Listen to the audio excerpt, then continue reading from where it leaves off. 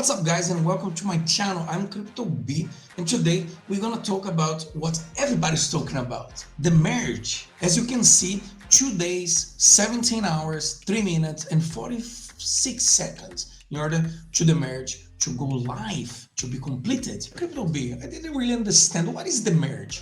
So as you can see here, the merge is the next step into the evolution of Ethereum.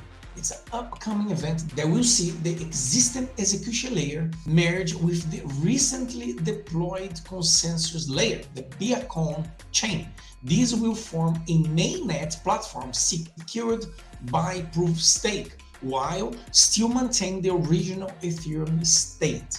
Right now, there are two independent blockchains for Ethereum operating in isolation. These are the current proof of work, POW, Ethereum chain, and a separate proof of stake, Beacon chain. Will the merge reduce my Ethereum gas fee? Well, no. The switch from proof of work to proof of stake does not actually change anything about the network that would lead to a lower gas fee. It's only with later improvements, including the 2023 sharding upgrade, that should see Ethereum's throughput dramatically increase as blocks are produced in parallel, bringing down fees as a result. And what about, will the merge increase Ethereum transaction time?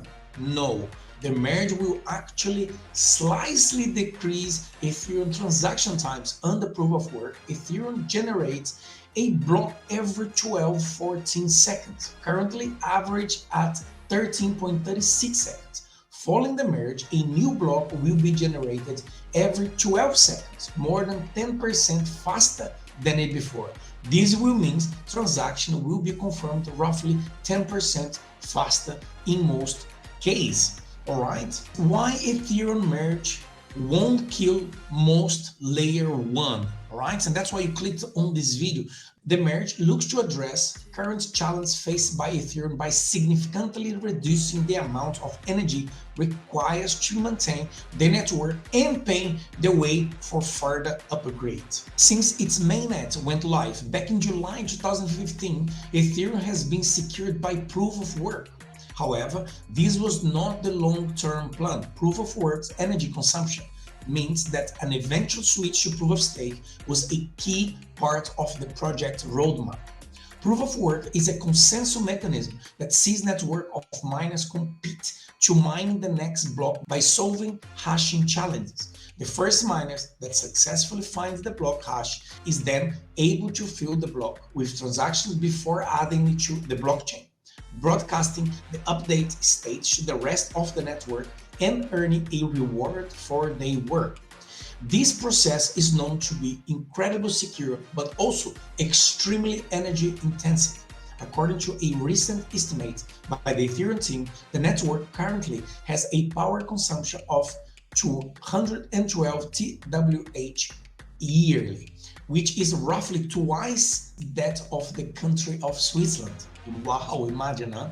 This energy used has seen Ethereum draw a great deal of flack from critics, many of who argue that Ethereum is bad for the environment and that it cannot blossom until this limitation has been resolved. The merge looks to address this challenge by significantly reducing the amount of energy required to maintain the network and paving the way for further upgrades. In other words, is the long-awaited switch to proof of stake. The merge, it will see Ethereum moves away from the proof of work to more energy-efficient alternative known as proof of stake.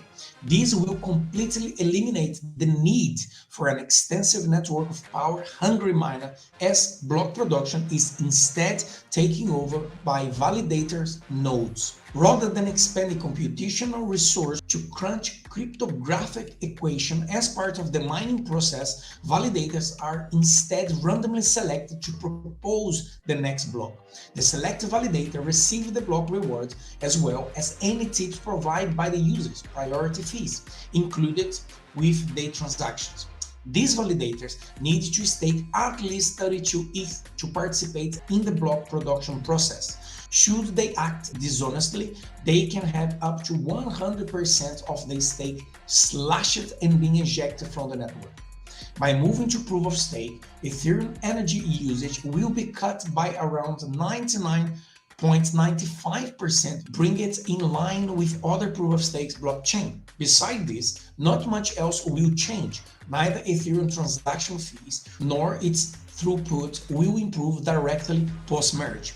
The merge is currently scheduled to take place on September 15, 2022. Can competing layer 1 survive? Despite popular beliefs, Ethereum's upcoming merge event won't lead to a significant change in the user experience. The network won't see a major speed increase, nor will capabilities change appreciably. In fact, most end users won't even notice that anything has changed at all. Instead, the merge can be considered a simple, efficient upgrade by decreasing Ethereum energy burden while maintaining or potentially improving its security. It helps to make Ethereum more attractive to builders, developers, and institutions while making it less of a target for regulatory crackdowns. Currently, there are dozens of other Layer 1 smart contract platforms, each of which attempt to compete with Ethereum for users, developers, and funding resources. Most of these platforms claim to provide either technological or ideological advantage over Ethereum. In most cases, alternative layer 1s compete with Ethereum in terms of scalability, throughput, and or fee economy. By being faster and or cheaper than Ethereum, these platforms hope to power the next generation of mass-adopt centralized application or dApps and service. Following the merge, most of other popular layer 1s will still exceed Ethereum in terms of maximum support transactions per second. So there's an example here where you can see the Bitcoins, the Ethereum, Cardano, ZK Sync, Rollup, Optimistic Rollup, Visa, Solana, and ETH Final Roadmap. This is the ETH Final Roadmap. As per research from Kaiko, both Cardano and Solana will still dramatically exceed Ethereum maximum throughput. Platforms like Avalanche, BNB Chain, and Polygon also compared favorably to Ethereum in terms of throughput, ranging from 300 to 4,500 maximum TPS, or transaction throughput per second. That said, few layer 1s actually max out their bandwidth due to limited demand for block space. This technical advantage may be moot in some cases. It isn't just throughput that separates Ethereum from other popular layer 1s.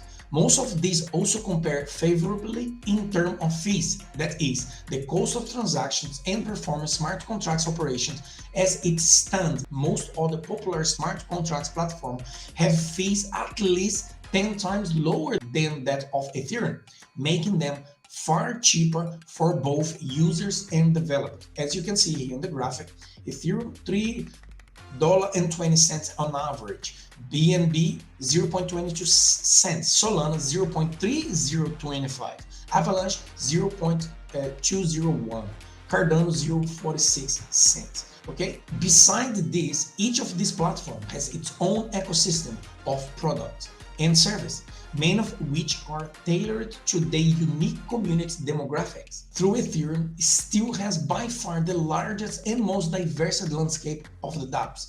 Developers still opt to build on other platforms for various reasons, potentially including better access to finance, ease of using, develops resource, and technical advantage. Overall, practically every layer 1 will maintain its primary unique selling point, USPS, over Ethereum post-merge. This includes lower fees, faster transaction, and higher throughput. As you can see, BNB Chain, Cardano, Solana, Polygon, Avalanche, and MIA protocol. Ethereum Classic stands out as the obvious exception among layer 1 platforms. Despite once being Ethereum's biggest rivals, Ethereum Classic may further struggle against Ethereum in the coming months, since it will not be completing a merge of its own. That said, a chunk of Ethereum current miners will likely transition to Ethereum Classic post-merge, potentially breathing some new life into the struggling Ethereum relative. So what's coming next? The merge is the first in a series of planned upgrades for the Ethereum network. later upgrade, we'll see Ethereum begin to differentiate itself clearly from other smart contract platforms.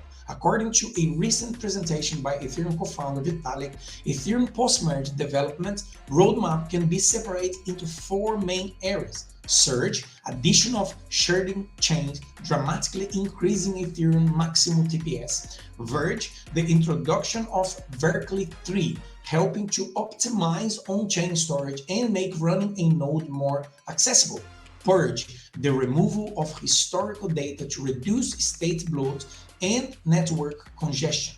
Splurge, a range of miscellaneous improvements and extra that will help improve security, privacy, accessibility, and general capability. Ethereum will be 55% complete once we finish the merge, said Vitalik during his presentation at the ETH CC5. As Ethereum progressed through its extensive roadmap, some of these advantages offered by Ethereum competitors may prove to be temporary, particularly for layer ones that don't have an ambitious development roadmap on their own. So what do you guys believe that Ethereum will succeed, or where you see Ethereum price be in the next bull market, or maybe in 2025 or 2027? Do you think Ethereum can go up to 15, 10, 15, 20, $25,000 per token? What do you think? Leave a message for me here on the comments below the video, and I would love to hear from you. And of course, on the way out, smash the like button, subscribe to the channel, and become part of the family. Like this, you definitely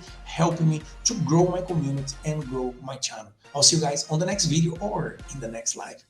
Ciao!